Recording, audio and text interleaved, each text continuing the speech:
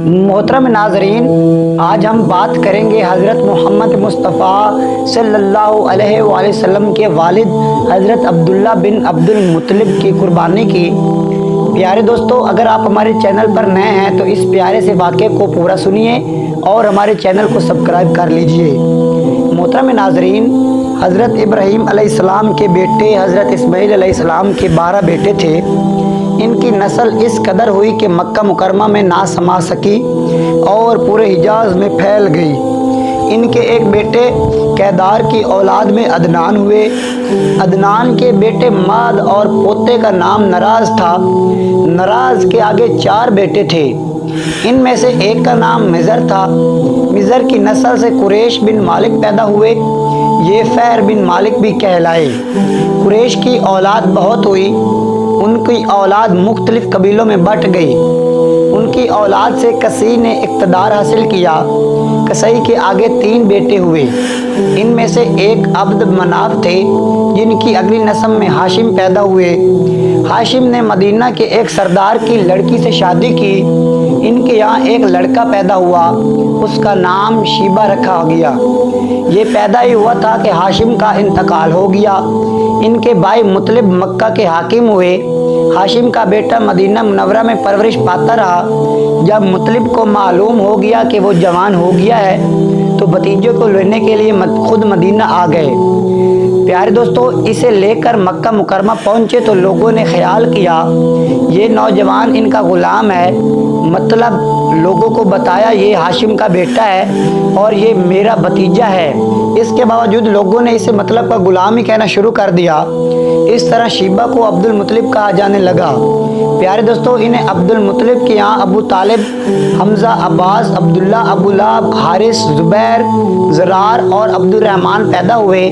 उनके बेटे अब्दुल्ला से हमारे नबी हज़रत मोहम्मद मुस्तफ़ा रहमत दो आलम सल्लल्लाहु अलैहि वसल्लम पैदा हुए। अब्दुल मुत्तलिब के तमाम बेटों में हज़रत अब्दुल्ला सबसे ज़्यादा खूबसूरत और सबसे ज़्यादा पाक दामिन थे। अब्दुल मुत्तलिब को ख्वाब में ज़मज़म का कुआं खोदने का हुक्म दिया गया, यानी हज़रत इस्माईल अलैहिस्सलाम के कुएं को। इस कुएं को कबीला जरहम के सरदार मज़ाज ने पाट दिया था। कबीला जरहम के लोग इस ज़माने में मक्का के सरदार थे, बैतुल्ला के निगरान थे। उन्होंने बैतुल्ला की बेहुरमती शुरू कर दी। उनका सरदार मज़ाज बिन उमरो था। वो अच्छा आदमी था। उसने अपने कबीले को समझाया कि बैतुल्ला की बेहुरमती ना करो, मगर इन पर असर ना हुआ। जब मज़ाज ने देखा कि इन पर कोई असर ना होता तो कौम को उसके हाल पर छोड़कर वहाँ से जाने का फैसला किया। उसने तमाम माल दौलत, तलवारें, ज़रिए वगैरह खाना काबा से निकाल कर ज़मज़म के कुएं में डाल दी और मिट्टी से इसको पाट दिया। कुआं इससे पहले ही खुश्क हो चुका था। प्यारे दोस्तों, अब इसका नाम और निशान मिट गया। मुद्दों यह कुआं बंद पड़ा रहा। इसके बाद बनो खज़ा ने बनो जरहम को वहाँ से मार भगाया। बनो खज़ा और कसाई की सरदारी का ज़माना इसी हालत में गुजरा। कुआं बंद रहा यहाँ तक कि कसाई के बाद अब्दुल मुत्तलिब का ज़माना आ गया। उन्होंने ख्वाब देखा। ख्वाब में उन्हें ज़मज़म के कुएं की जगह दिखाई गई और इसके खोदने का हुक्म दिया गया। हज़रत अली रज़ी अल्लाह ताला अन्हु से रिवायत है कि अब्दुल मुत्तलिब ने बताया, मैं हजर अस्वद के मकाम पर सो रहा था कि मेरे पास एक आने वाला आया। उसने मुझे कहा तैबा को खोदो। मैंने उससे पूछा तैबा क्या है, मगर वो कुछ बताए बगैर चला गया। दूसरी तरफ रात भर ख्वाब में वही शख्स आया, कहने लगा बर्रा को खोदो। मैंने पूछा बर्रा क्या है, वो कुछ बताए बगैर चला गया। तीसरी रात मैं अपने बिस्तर पर सो रहा था कि फिर वो शख्स ख्वाब में आया। उसने कहा मजनूना को खोदो। मैंने पूछा मजनूना क्या है, वो बताए बगैर चला गया। उससे अगली रात मैं फिर बिस्तर पर सो रहा था कि वही शख्स फिर आया और बोला ज़मज़म खोदो। मैंने उससे पूछा ज़मज़म क्या है। इस बार इसने कहा ज़मज़म वो है जिसका पानी कभी ख़त्म नहीं होता, जो हाजियों के बड़े बड़े मजमुओं को सैराब करता है। अब्दुल मुत्तलिब कहते हैं मैंने उससे पूछा ये कुआं किस जगह है। اس نے بتایا جہاں گندگی اور خون پڑا ہے اور کوا ٹھوکے مار رہا ہے۔ دوسرے دن عبد المطلب اپنے بیٹے حارث کے ساتھ وہاں گئے۔ اس وقت ان کے یہاں ایک لڑکا تھا۔ انہوں نے دیکھا وہاں گندگی اور خون پڑا تھا اور ایک کوا ٹھونگے مار رہا تھا۔ اس جگہ کے دونوں طرف بت موجود تھے اور یہ گندگی اور خون دراصل ان بتوں پر قربان کیے جانے والے جانوروں کا تھا۔ پوری نشانی مل گئی تو عبد المطلب کدال لے آئے اور خدائی کے لیے تیار ہو گئے، لیکن اس وقت قریش وہاں آ پہنچے۔ انہوں نے کہا اللہ کی قسم ہم تمہیں یہاں خدائی نہیں کرنے دیں گے۔ تم ہمارے ان دونوں بتوں کے درمیان کنواں کھودنا چاہتے ہو جہاں ہم ان کے لیے قربانیاں کرتے ہیں۔ پیارے دوستو، عبد المطلب نے ان کی بات سن کر اپنے بیٹے حارث سے کہا تم ان لوگوں کو میرے قریب نہ آنے دو، میں خدائی کا کام کرتا رہوں گا، اس لیے کہ مجھے جس کام کا حکم دیا گیا ہے میں اس کو ضرور پورا کروں گا۔ پیارے دوستو، قریش نے جب دیکھا کہ وہ باز آنے والے نہیں تو رک گئے۔ آخر انہوں نے خدائی شروع کر دی۔ جلدی کنویں کے آثار نظر آنے لگے۔ یہ دیکھ کر انہوں نے اللہ اکبر کا نعرہ لگایا اور پکار اٹھے، یہ دیکھو یہ اسماعیل علیہ السلام کی تعمیر ہے۔ جب قریش نے یہ دیکھا کہ انہوں نے کنواں تلاش کر لیا ہے تو ان کے پاس آ گئے اور کہنے لگے عبد المطلب اللہ کی قسم یہ ہمارے باپ اسماعیل علیہ السلام کا کنواں ہے اور اس پر ہمارا بھی حق ہے، اس لیے ہم اس میں تمہارے شریک ہوں گے۔ یہ سن کر عبد المطلب نے کہا میں تمہیں اس میں شریک نہیں کر سکتا، یہ مجھ اکیلے کا کام ہے۔ اس پر قریش نے کہا تب پھر اس معاملے میں ہم تم سے جھگڑا کریں گے۔ عبد المطلب بولے کسی سے فیصلہ کروا لو۔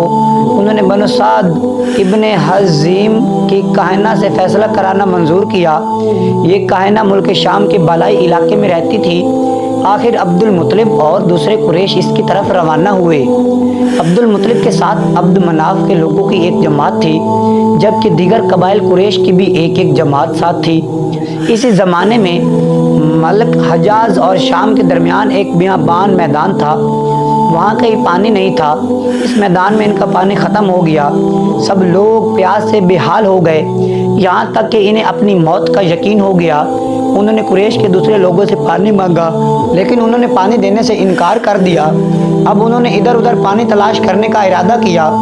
عبد المطلب اٹھ کر اپنی سواری کے پاس آئے، جو ہی ان کی سواری اٹھی ان کے پاؤں کے نیچے سے پانی کا چشمہ ابل پڑا۔ انہوں نے پانی کو دیکھ کر اللہ اکبر کا نعرہ لگایا، پھر عبد المطلب سواری سے اتر آئے۔ سب نے خوب سیر ہو کر پانی پیا اور اپنے مشکیزے بھر لیے۔ اب انہوں نے قریش کی دوسری جماعت سے کہا آؤ تم بھی سیر ہو کر پانی پی لو۔ اب وہ بھی آ گئے ہیں، خوب پانی پیا۔ پانی پینے کے بعد وہ بولے اللہ کی قسم اے عبد المطلب یہ تو تمہارے حق میں فیصلہ ہو گیا، اب ہم زمزم کے بارے میں تم سے کبھی جھگڑا نہیں کریں گے۔ جس ذات نے تمہیں اس بیابان میں سیراب کر دیا ہے وہی ذات تمہیں زمزم سے بھی سیراب کرے گا، اس لیے یہیں سے واپس چلو۔ اس طرح قریش نے جان لیا کہ اللہ تعالیٰ عبد المطلب پر مہربان ہے، لہٰذا ان سے جھگڑنا بے سود ہے اور کائنہ کے پاس جانے کا کوئی فائدہ نہیں۔ چنانچہ سب لوگ واپس لوٹے۔ واپس آ کر عبد المطلب نے پھر کنویں کی کھدائی شروع کر دی۔ ابھی تھوڑی سی کھدائی کی ہوگی، مال و دولت تلواریں اور زریں نکل آئیں، اس میں سونا اور چاندی وغیرہ بھی تھی۔ یہ مال و دولت دیکھ کر قریش کے لوگوں کو لالچ نے آ گھیرا۔ انہوں نے عبد المطلب سے کہا عبد المطلب اس میں بھی ہمارا حصہ ہے۔ ان کی بات سن کر عبد المطلب نے کہا نہیں، اس میں تمہارا کوئی حصہ نہیں، تمہیں انصاف کا طریقہ اختیار کرنا چاہیے۔ آؤ 500 کے تیروں سے کرا ڈالیں۔ انہوں نے ایسا کرنا منظور کر لیا۔ وہ تیر کعبے کے نام سے رکھے گئے، 2 عبد المطلب کے اور 2 قریش کے باقی لوگوں کے نام کے۔ 5 سا پھینکا گیا تو مال اور دولت کعبہ کے نام نکلا، تلواریں اور زرعی عبد المطلب کے نام اور قریشیوں کے نام جو تیر تھے وہ کسی چیز پر نہ نکلے۔ اس طرح فیصلہ ہو گیا کہ عبد المطلب نے کعبے کے دروازے کو سونے سے سجا دیا۔ زمزم کی کھدائی سے پہلے عبد المطلب نے دعا مانگی تھی کہ اے اللہ اس کی کھدائی کو مجھ پر آسان کر دے، اس کی کھدائی کو مجھ پر آسان کر دے، میں اپنا ایک بیٹا تیرے راستے میں ذبح کروں گا۔ اب جب کہ کنواں نکل آیا تو انہیں خواب میں حکم دیا گیا اپنی منت پوری کرو، یعنی ایک بیٹے کو ذبح کرو۔ پیارے دوستو، عبد المطلب کو یہ حکم اس وقت دیا گیا جب وہ اپنی منت بھول چکے تھے۔ پہلے خواب میں ان سے کہا گیا منت پوری کرو، انہوں نے ایک مینڈا ذبح کر کے غریبوں کو کھلا دیا۔ پھر خواب میں آیا اس سے بڑی پیش کرو، اس مرتبہ انہوں نے ایک بیل ذبح کر دیا۔ پھر خواب میں آیا اس مرتبہ انہوں نے ایک اونٹ ذبح کر دیا۔ پھر خواب آیا اس سے بھی بڑی پیش کرو، انہوں نے پوچھا اس سے بھی بڑی چیز کیا ہے؟ تب کہا گیا اپنے بیٹوں میں سے کسی کو ذبح کرو جیسا کہ تم نے منت مانی تھی۔ اب انہیں اپنی منت یاد آئی، اپنے بیٹوں کو جمع کیا، ان سے منت کا ذکر کیا، سب کے سر جھک گئے۔ کون خود کو ذبح کرواتا؟ آخر عبداللہ بولے ابا جان آپ مجھے ذبح کر دیں۔ یہ سب سے چھوٹے تھے، سب سے خوبصورت بھی تھے، سب سے زیادہ محبت بھی عبد المطلب کو انہی سے تھی، لہذا انہوں نے قرعہ اندازی کرنے کا ارادہ کیا۔ تمام بیٹوں کے نام لکھ کر قرعہ ڈالا، عبداللہ کا نام نکلا۔ اب انہوں نے چھری لی، عبداللہ کو بازو سے پکڑا اور انہیں ذبح کرنے کے لیے نیچے لٹا دیا۔ جو ہی باپ نے بیٹے کو لٹایا، آواز سے ضبط نہ ہو سکا، فوراً آگے بڑھے اور بھائی کو کھینچ لیا۔ اس وقت یہ خود بھی چھوٹے سے تھے۔ ادھر باپ نے عبداللہ کو کھینچا، اس کھینچا تانی میں عبداللہ کے چہرے پر خراشیں بھی آئیں، ان خراشوں کے نشانات مرتے دم تک باقی رہے۔ اسی دوران بنو مخزوم کے لوگ آ گئے، انہوں نے کہا آپ اس طرح بیٹوں کو ذبح نہ کریں، اس کی ماں کی زندگی خراب ہو جائے گی، اپنے رب کو راضی کرنے کے لیے بیٹے کا فدیہ دے دیں۔ اب سوال یہ تھا کہ فدیہ کیا دیا جائے؟ اس کی ترکیب یہ بتائی کہ کاغذ کے ایک کاغذ پر 10 اونٹ لکھے جائیں، دوسرے پر عبداللہ کا نام لکھا جائے۔ اگر 10 اونٹ والی پرچی نکل آئے تو 10 اونٹ قربان کر دیے جائیں گے، اگر عبداللہ والی پرچی نکل آئے تو 10 اونٹ کا اضافہ کر دیا جائے گا۔